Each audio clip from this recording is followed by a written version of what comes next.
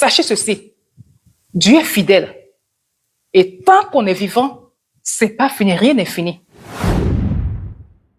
La méditation de ce jour est intitulée Formation spirituelle. Formation spirituelle, et notre verset du jour est tiré du livre de Deutéronome.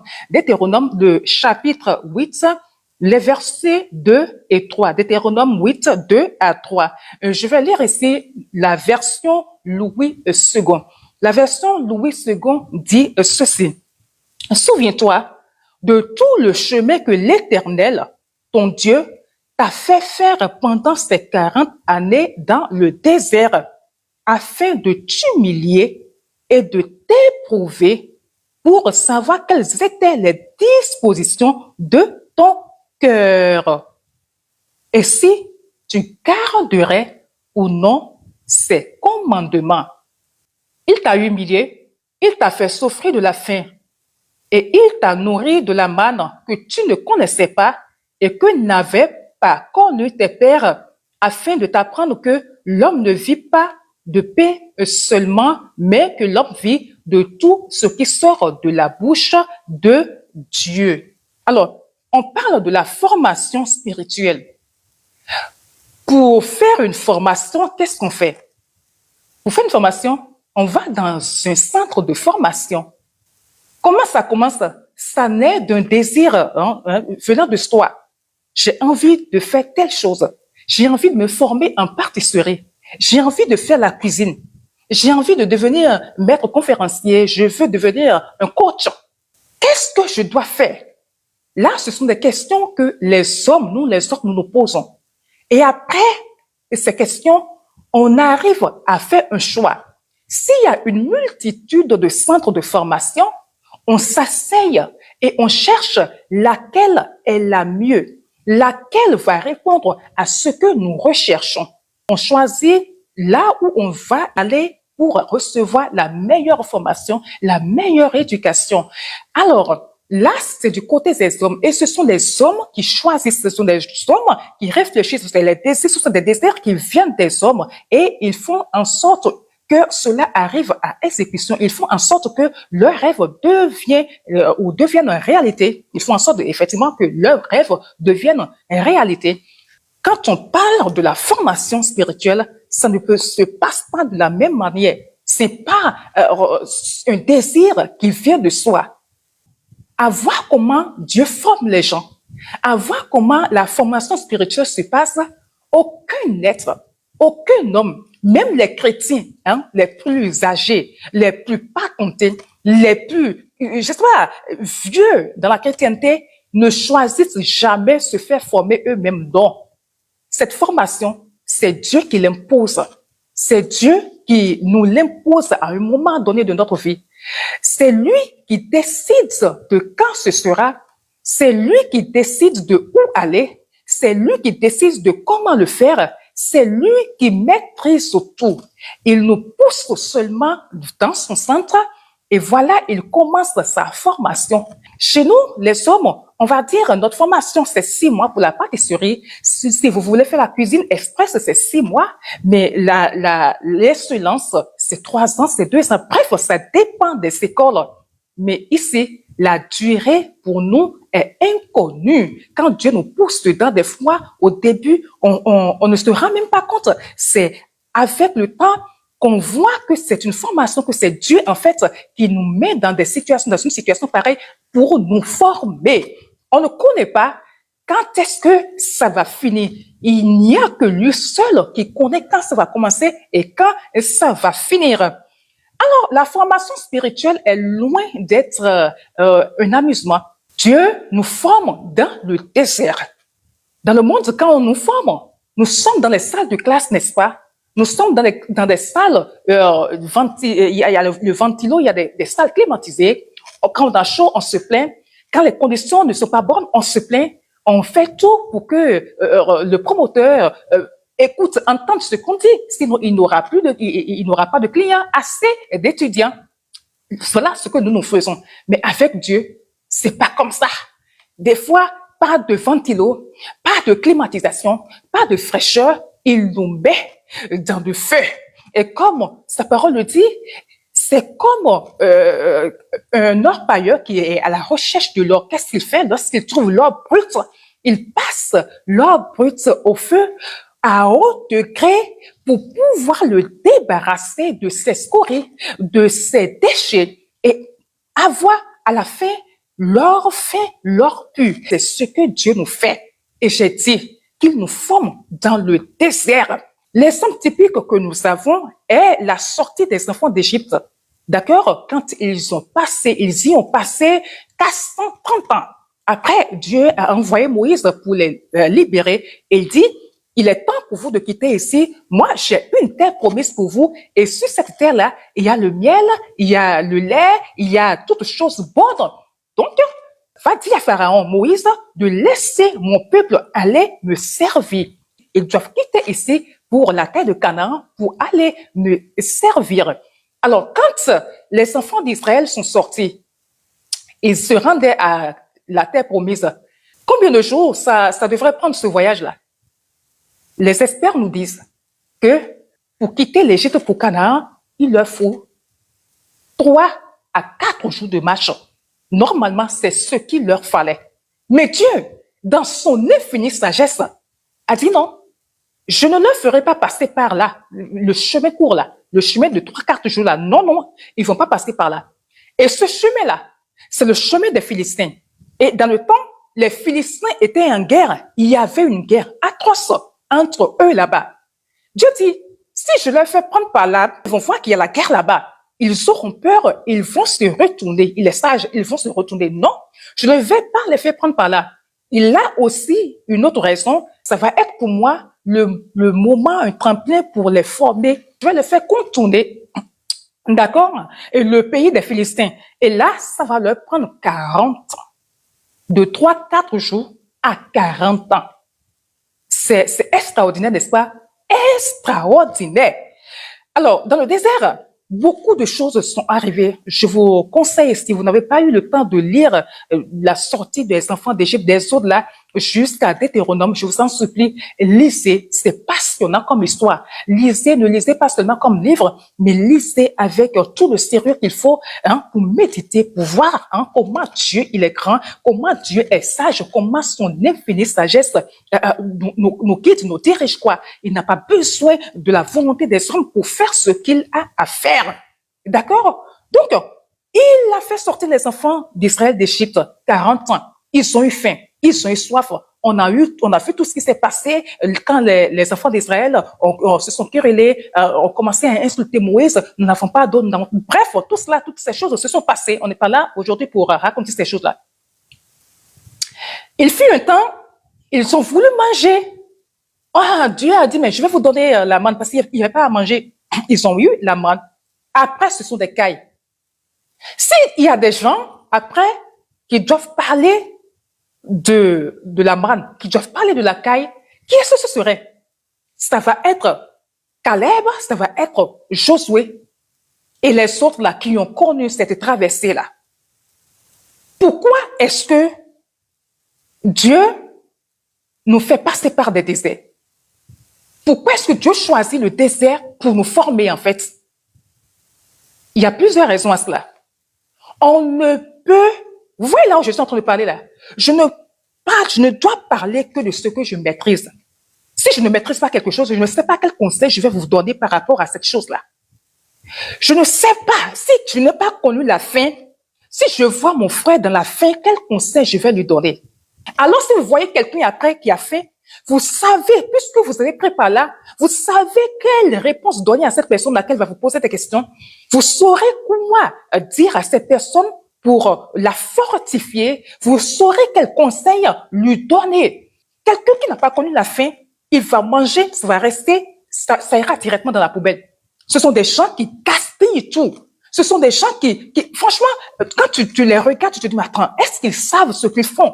Est-ce qu'ils savent que quelque part, il y a des gens il y en a qui ont besoin de ça, de tout ce qu'ils sont en train de mettre dans la poubelle là. Non, mais ils ne peuvent pas le savoir parce qu'ils ne l'ont pas vécu. Ils ne savent pas ce que c'est. À 25 ans ou à 30 ans, on t'a ordonné pasteur. Tout juste après, tu t'es marié.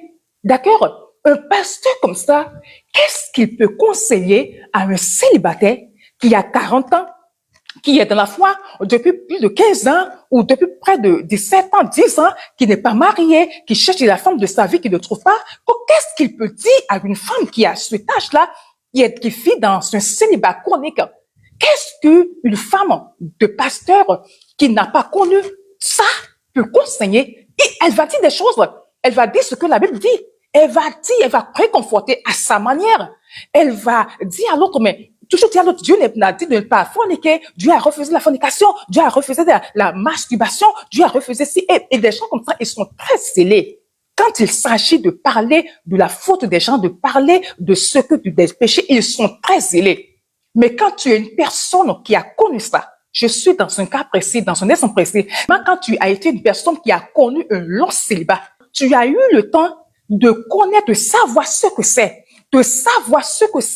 que être malmené par les hormones et de dire, Seigneur, je ne fais rien. Seigneur, malgré que j'ai la possibilité d'aller vers les hommes, malgré que j'ai la possibilité d'aller coucher avec les hommes, malgré que j'ai la possibilité, des gens me cotisent à gauche et à droite, je peux le faire pour assouvir ma soif, mais à cause de ton nom, je dis non, parce que c'est toi qui m'as mis là, je dis non, parce que je sais que c'est un désert que je vis, c'est un désert que toi tu m'as imposé, je dis non. Cette personne, elle sait, elle saura comment réconforter l'autre qui vit la même situation qu'elle, qui a vécu la même situation, elle. D'accord? Elle saura comment parler à cette personne-là. Elle le saura. Les autres, là, ils vont dire quelque chose, mais ils ne le pourront pas. Si tu viens me dire qu'il y a quelqu'un qui est tombé là, qui a forniqué, je vais respirer profondément. À cette personne-là, je sais quoi dire. Ceux qui ne l'ont pas connu ne peuvent pas le savoir. Quelqu'un qui n'a jamais fait 4 ans, 5 ans sans rapport sexuel, est-ce que cette personne peut donner un conseil comme ça à des gens comme ça? Quelqu'un qui n'a jamais connu, qui n'a jamais même fait 1 an d'abstinence, peut parler à des gens qui ont fait 5 ans, 6 ans, 7 ans, 8 ans d'abstinence, sans connu d'homme, qui sont restés comme ça, sans connu d'homme, sans se rapprocher de la femme, sans se rapprocher de l'homme, sans masturbation, sans pornographie. Est-ce qu'on peut donner, celui-là peut donner conseil à l'autre là? Donc, mais il va s'empresser de parler. Tu as tombé, Dieu a dit. C'est ça. C'est pourquoi je dis, mais il faudrait que nous fassions attention dans nos églises-là, dans nos communautés-là. Faisons attention. Pas que je suis en train d'encourager certaines choses, mais je dis non. Je dis, le désert nous permet de connaître des choses. Dieu nous forme afin que nous puissions être des exemples pour les autres, que nous puissions être de bons conseillers, de bonnes conseillères pour les autres qui vont vivre la même chose que nous.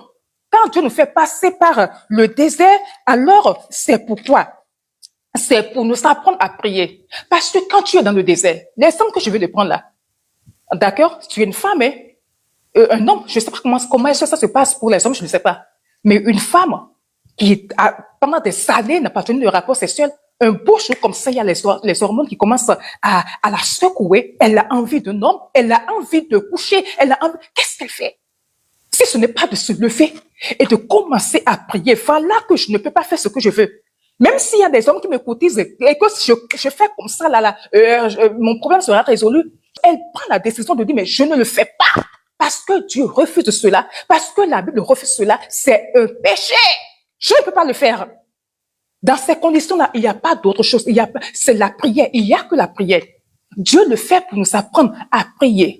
Elle va se remettre entre la main de Dieu et prier pour que cela passe, pour que ce mauvais temps, cette mauvaise passe, que cela passe, quoi. Quand on vit des situations difficiles, on prie. Vous allez constater que c'est lorsque on a des problèmes qu'on prie le plus souvent. Alors Dieu nous envoie des tas de problèmes dans le désert pour nous apprendre à plier nos genoux, pour nous apprendre à prier, à combattre. C'est dans le désert qu'on apprend comment on combat. C'est dans le désert qu'on apprend comment on plie ses genoux. Comment on veille pour jeûner? Parce que lorsque vous n'êtes pas à l'aise, vous faites tout pour que votre situation s'améliore. Au moment où les autres dorment, vous êtes en éveil pour prier. Au moment où les autres mangent, vous jeûnez pour prier. C'est pour toutes ces choses-là qu'il nous envoie dans son centre de formation. Et ce centre-là, pour les enfants d'Israël, c'était un lieu géographique. Mais pour nous, ce n'est pas un lieu géographique, mais c'est dans notre quotidien qu'il se présente, qu'il nous forme. Chez nous à la maison, dans notre quotidien, qu'il nous forme. Dieu nous apprend dans le désert à dépendre de lui. Vous savez, le plus souvent dans le désert, les gens ne sont plus là. et il fait exprès d'éloigner les gens de vous. Vous n'avez plus rien. D'accord? Vous êtes plus bas que terre. Et les gens sont loin de vous. Vivez votre désert tout seul. Le plus souvent, on vit le désert tout seul. Il y a personne, personne ne peut avoir envie de vivre ce qu'on vit. D'accord? Et là, on est obligé de dépendre de Dieu. On est obligé de se donner totalement à Dieu. On a les yeux fixés sur lui et lui seul. Parce que quand on voit ce dans quoi on sait que notre papa ne peut pas nous sauver de ça. Notre maman ne peut rien nous faire pour nous. Ceux qui nous entourent là, même s'ils sont mal à notre place, ils ne peuvent rien pour nous. Vous comprenez? Tout le monde va vous abandonner. Tout le monde va partir. Il va rester vous, Dieu et vous. Et c'est là qu'il vous apprend à l'écouter. C'est là qu'il vous apprend à lui parler. C'est là qu'il vous apprend à avoir confiance en lui. Vous comprenez? Voilà. Dans le désert aussi, il nous apprend à être humble. Comme j'ai dit tantôt, quand on est dans le désert, on est tout humble. On est tout petit, n'est-ce pas? Parce qu'on n'a rien. On n'a rien, donc on se fait tout petit. Le plus souvent, l'homme commence à s'enfler quand il sait qu'il a le pouvoir d'achat, qu'il a des choses matérielles qu'il peut montrer, qu'il a ci, qu'il a ça. Quand il regarde les autres, quand il se compare aux autres et qu'il voit que oui, que lui, il a quelque chose de plus que l'autre. C'est de là que part l'orgueil, c'est de là que part la vantardise, tout ce qu'on sait là, l'égoïsme et tout. Mais quand on vit un désert, quand Dieu nous envoie dans son désert, c'est pour nous briser. On n'a rien. La seule chose qu'on peut faire, c'est de faire profil bas. On est tout petit.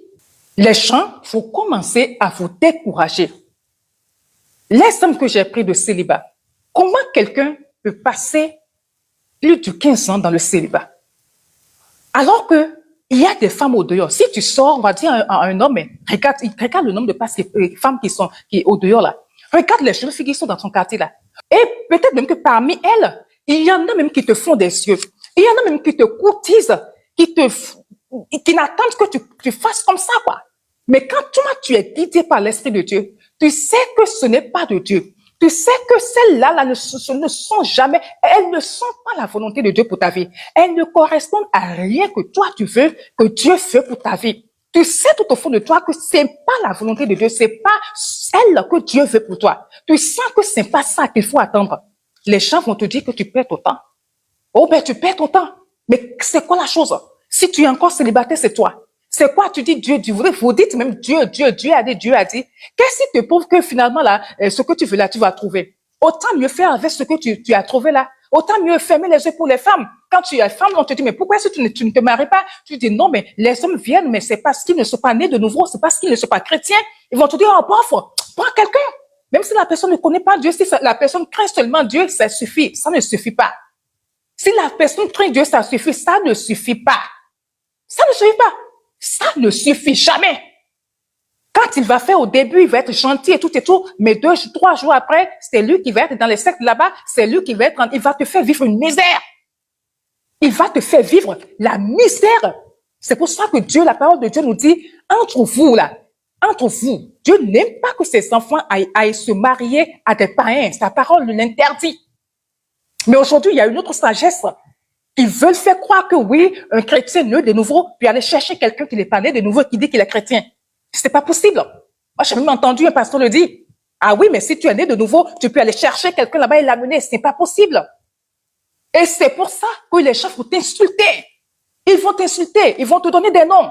Ils vont dire, oui, c'est parce que tu as tellement commis une mauvaise vie que tu es toujours dans cet état-là. C'est parce que tu es allé d'homme en homme que plus personne ne te voit que tu es là. Ils vont dire des choses pour t'énerver. Si tu n'as pas d'enfant, on va dire oui que c'est parce que tu as tellement passé ta vie à avorter que Dieu te punit que tu n'en as pas. Alors même que peut-être que tu n'es jamais tombé enceinte de ta vie. Hein. Peut-être que tu n'es jamais tombé, oh que Dieu nous pardonne, que tu n'es jamais tombé enceinte de toute ta vie. Mais on va dire que c'est parce que tu as eu à avorter des dizaines de grossesses que tu es comme ça, que Dieu ne t'en a pas donné. Ce sont des épreuves. Dieu nous permet de vivre ces choses-là. C'est dur. Personne ne peut dire que quand Dieu nous éprouve, que c'est de la facilité. C'est des pleurs. Ceux qui disent qui vont dire aux gens, venez à Dieu, venez, donnez votre vie à Jésus, venez, Jésus va changer votre vie, tout ira bien comme, c'est faux.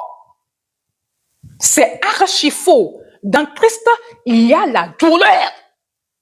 Être chrétien, c'est pas tout est rose, tout est, non, il y a la douleur dedans. Christ est passé par la croix. Si toi, tu refuses de passer par le feu, de passer par le centre de formation de Dieu, de passer par le désert, alors tu ne seras jamais un chrétien accompli. Tu seras un chrétien yo-yo, un bébé spirituel, parce que Dieu ne t'aura rien appris. Donc, quand Dieu vient nous éprouver, c'est aussi pour savoir si nous allons rester avec lui. C'est pour nous éprouver, pour voir ce que nous avons dans notre cœur. Pour voir si nous l'aimons vraiment, si nous allons observer ses commandements. Parce que lorsque nous venons à lui, nous prenons connaissance de ce qu'il veut, de ce qu'il veut que nous fassions. OK? Et nous avons lu que Dieu a dit ça, Dieu de ne pas faire ça, de ne pas faire ça. D'accord? Et lorsque nous sommes dans notre centre, dans notre formation, lorsque c'est le temps pour nous d'être formés et que nous vivons ces choses-là, ces calamités, nous vivons ces coups durs-là que Dieu permet dans notre vie, il est là, il croise ses bras, attendant de voir si nous allons partir, si nous allons déguerpir, si nous irons voir de l'autre côté, ou si nous allons rester, si nous allons vraiment respecter sa parole et rester. Et c'est là que beaucoup fuient. Pour cela, dans nos communautés, il y a plus de chrétiens, de chrétiens yo-yo, de chrétiens, comment on l'appelle, Papa Karambiri, de chrétiens tiges de maïs, voilà. Les tiges de maïs, vous voyez, ils n'ont pas de racine. Leur racine, là, la racine, elle n'est pas profonde. Quand vous prenez une tige, là, sa racine, tige de maïs, sa racine n'est pas profonde. Quand il va souffler, une fois, deux fois, trois fois, vous voyez qu'elle est penchée, elle tombe. C'est ça, les chrétiens, bébés, là, qui ne veulent pas être formés. Mais si tu veux être un guerrier, les hommes de Dieu, que nous adulons aujourd'hui, que nous respectons, que nous admirons, les hommes et les femmes de Dieu qui tiennent bon, qu'on pense qu'ils sont puissants, qu'ils sont ouins. Ils ont payé le prix, Ils ont payé le prix. Si tu n'acceptes pas payer le prix, il y a cette puissance-là, il y a une puissance que tu ne peux jamais avoir. Il y a une onction que tu ne peux jamais avoir. Accepter de payer le prix, c'est de dire oui, je vais tout souffrir pour toi, pour qu'à la fin, je puisse entrer sur ma tête promise. Il ne vous dira pas quand. Il est le seul à définir le temps, la période dans laquelle vous devez vivre cela. Donc, c'est vrai qu'il n'y a pas que Dieu qui envoie des épreuves. Le diable aussi envoie des épreuves. Quand c'est le diable, on le sait. On va me demander, vous allez me demander, mais comment est-ce qu'on le sait? C'est pourquoi je vous dis, il faut toujours être à tu et à toi avec le Saint-Esprit. Quand c'est le diable, on sent que ça, c'est une épreuve du diable. Et quand on se met en prière sérieusement, ça part. Et voilà quoi. On finit avec.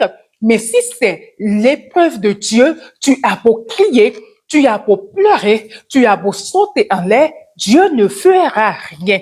Il va faire tout comme s'il ne t'entend même pas. Et c'est en ce moment qu'on se dit, mais Dieu, tu n'existes pas. Est-ce que tu n'existes plus? Est-ce que tu es injuste? Est-ce que tu n'es pas le Père miséricordieux? Est-ce que si, est-ce que ça? On commence à raconter tout cela. Quand c'est pour Dieu, c'est comme ça. Quand il a déterminé son temps, quelle que soit notre posture, quelle que soit la souffrance, il ne nous regarde pas en fait. Tant que le temps ne va pas finir, il ne va rien faire. Alors, courage à vous. Courage à vous toutes, vous tous qui vivez une épreuve. C'est pour un temps. Et quand ce temps va passer, il vous amènera sur la terre de Canaan. Et pour le faire, c'est rapide. Juste en un clic, il l'a déjà fait. Alors, supportez avec choix vos épreuves. C'est vrai qu'il arrive des moments donnés où on est découragé. Je ne vous dirai pas le contraire. On est découragé. On a comme une douleur au niveau de sa poitrine, mais on se pose des questions. On se dit, mais attends, est-ce que j'ai reçu Christ pour ça?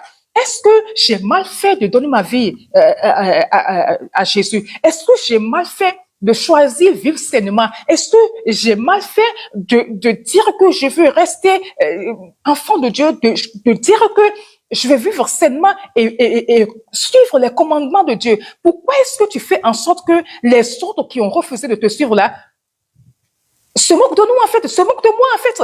Pourquoi tu fais en sorte que les autres se disent que tu n'as aucune force? Parce que là, tu es en train de leur démontrer que tu n'as aucune force. Ils vont se dire, ils se demandent même, où est votre Dieu? Où est ton Dieu? Où est ton Dieu que tu aimes pas? Où est ton Dieu que tu adultes tant?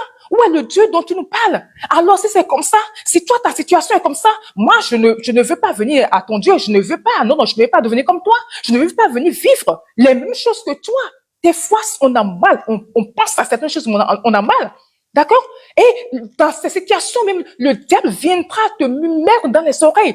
Il faut quitter. Hein? C'est trop. D'accord? Il va envoyer ces enfants-là. Ils vont venir te parler. Il va utiliser même des gens dans ta famille. Il va utiliser les connaissances. Il va utiliser, dis-lui que c'est bon. Est-ce qu'elle va mourir comme ça? Est-ce qu'il va mourir comme ça? Ils sont en train d'appeler le nom de Dieu. Dieu, Dieu, Dieu, Dieu, Dieu. Et Dieu là ne fait rien. Est-ce que tu vas mourir comme ça? Lui-même a dit d'amener ça juste au niveau du genou et il va nous aider à porter ça sur la tête. Et toi, elle ne veut pas amener ça au niveau du genou. Comment est-ce que Dieu va pouvoir l'aider? Et comme ça, on lui dit des tas de choses. Ce sont des ramassis. Des ramassis qui ont suivi les enfants d'Israël, qui ont suivi parce qu'il y a des Égyptiens qui ont suivi les enfants d'Israël pour la terre promise.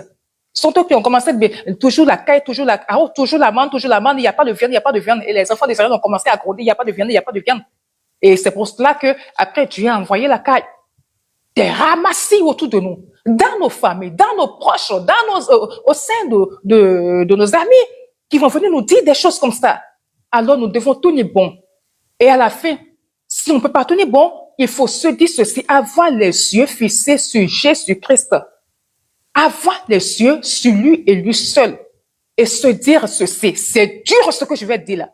C'est très dur à avaler. Quand on lit Hébreux 11, on lit l'histoire des héros de la foi, on a constaté qu'il y a des gens qui ont connu des choses, qui ont fait des choses. Il y a des gens qui ont vu la main de Dieu. D'accord? Au même moment, il y a d'autres qui ont cru à Dieu, qui ont tout fait, mais que Dieu n'a pas visité jusqu'à la fin de leur jour, qui sont morts sans voir la main de Dieu. Alors la question, est-ce que vous voulez vraiment rester avec Dieu pour qu'il vous compte après dans ces héros, ou bien vous allez partir? Parce que c'est ça aussi, dans les héros, il y a des gens qui sont morts sans la visitation de Dieu. C'est dur, hein? Ce que je dis là, c'est très, très, très dur. C'est une pilule dure qu'on n'avale pas comme ça. Que sur 100 à peine 2 personnes vont accepter d'avaler ça. D'accord? Est-ce que vous allez accepter l'avaler? Sachez ceci. Dieu est fidèle. Et tant qu'on est vivant, c'est pas fini, rien n'est fini. Donc, vous qui vivez des épreuves à l'heure-ci, vous qui vivez des choses, vous qui êtes dans le désert, dans le centre de formation de Dieu, sachez qu'un jour, votre épreuve prendra fin. Et il va donner la serre, il va vous tenir la main comme ça pour vous guider, pour vous emmener. Il va ouvrir, si je peux le dire, la terre de Canaan. D'accord? Et une fois qu'on met les pieds sur cette terre-là, on oublie toutes les douleurs, on oublie les choses passées. On oublie. La femme qui enfante, elle va crier, même si je n'ai jamais accouché, je vois les gens autour de moi, comment ça se passe, je les entends et tout. J'ai déjà accompagné plusieurs à la maternité, donc je sais un peu comment elle crie, tout ce qu'elle raconte. D'accord? Qui je ne fais plus jamais. Il y a une la dernière fois, je dis, mais je ne fais plus jamais. Mais qui m'a envoyé tomber enceinte? J'ai déjà 2 enfants. Mais pourquoi il y a 3e enfant? Mais c'est quoi ça? Plus jamais. Je ne vais plus voir. Hé! Elle raconte tout ça dans la douleur. Mais quand elle sort de là, 2 ans, 3 ans après, voilà enceinte encore. Et c'est comme ça. C'est comme ça les temps d'épreuve. D'accord? C'est comme ça les. Alors, courage à vous. Si moi, je n'ai pas connu des déserts, au moment où il me faisait traverser certaines choses, que je pleurais, que je disais, mais est-ce que Dieu, tu m'aimes? Si je n'ai pas traversé certaines choses, je ne serais pas là. Quand il dit que je suis aujourd'hui, hein, est-ce que je peux venir m'asseoir et dire quelque chose et dire quoi que ce soit? Non! Il a fallu que je vive certaines choses. Et quand je vais m'asseoir, que ce soit ici ou partout, je passe pour ouvrir ma bouche pour parler de Dieu. Je parle avec conviction. Je parle librement. Je parle avec une certaine confiance parce que je ne dis que des choses que j'ai vécues. Quand je dis que Dieu est fidèle, il est bon. Quand je dis que Dieu, avec Dieu, on ne perd pas. À Dieu, il est le maître des combats. Je sais de quoi je parle parce qu'il m'a formé. Il a permis que je vive des attaques, que je vive des choses, que j'apprenne à jeûner, que j'apprenne à prier, que j'apprenne à combattre, que j'apprenne à ci et à ça. C'est pourquoi aujourd'hui, quand je dis, mais je reste debout, n'ayez pas peur des sorciers, n'ayez pas peur de telle situation, n'ayez pas peur de faire ci, n'ayez pas peur de ça, c'est parce que j'ai vécu des choses, c'est parce que je suis passé par un décès terrible. Et des fois, quand il met fin à un décès, il ouvre la porte d'un autre. Ça dépend de là où il vous amène. Ça dépend de ce qu'il veut faire de votre vie. OK? Donc, patience à vous.